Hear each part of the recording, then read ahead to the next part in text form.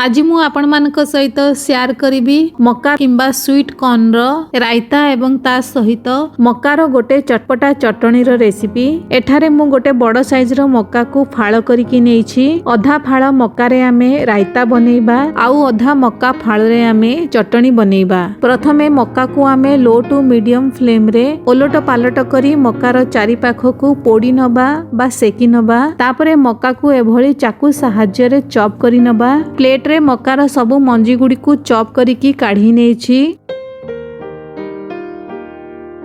Next एबे मु एठारे गोटे कप ताजा दही को फेंटी करी नेछि। एथिरे आधा छोट चामच कला लूण पकेइछि, आधा छोट चामच गोलमरीच गुंड भी पकेइछि, गोटे कंचा लंका को छोट छोट काटिकी पकेइछि, अल्प टिके अदा को भी कद्दूकस करी पकेइछि। अदा पकेइबा ऑप्शनल अटे, कटा धनिया पत्र भी पकेइबा। एबे आमे एथिरे चॉप करिकी रखिथिबा मक्कारू अधा मक्का आमे चटनी बनाया पई रखिबा, बाकी अधा मक्का मंजी को आमे एथिरे ऐड करिबा।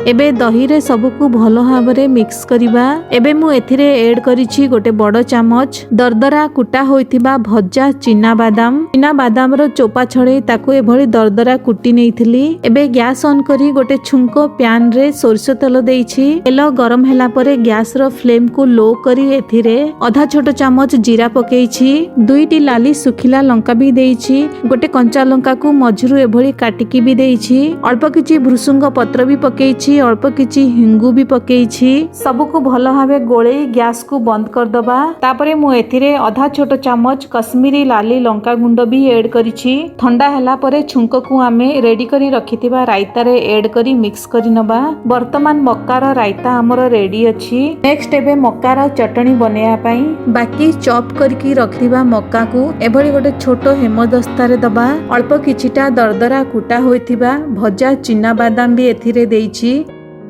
कला लूण भी ऐड करिछि, आधा छोट चामच चाट मसला भी पकेइछि, कटा धनिया पत्र भी देइछि, दुई बड़ चामच सेव भुजिया भी ऐड करिछि। एबे एही सब को अल्प किछि दरदरा करी कुटी नबा। एबे मु एथिरे दुईटी लाली सुखिला लंका को डायरेक्ट गैस रो फ्लेम रे एभली सेकी नेइथिली। एही पोड़ा बा सेका लंका को भी एथिरे ऐड करी पुनी थरे दरदरा करी कुटी नबा। एबे स्वीट कॉर्न किंबा मकार चटनी हमर रेडी अछि। एथिरे गोटे छोट चामच लेंबू रो रस भी पकेइछि। एही चटनी खाइबा को बहुत टेस्टी लागे। मु एठारे चटनी बिल्कुल अल्प क्वांटिटी रो बने आपण जेतिकी परिमाण चटनी दरकार आपण बनै परिबे। स्वीट कॉर्न रो एही रायता एवं चटनी को आपण जेकोनोसी पराठा, पूरी, पुलाव, बिरयानी सहित एन्जॉय करि परिबे।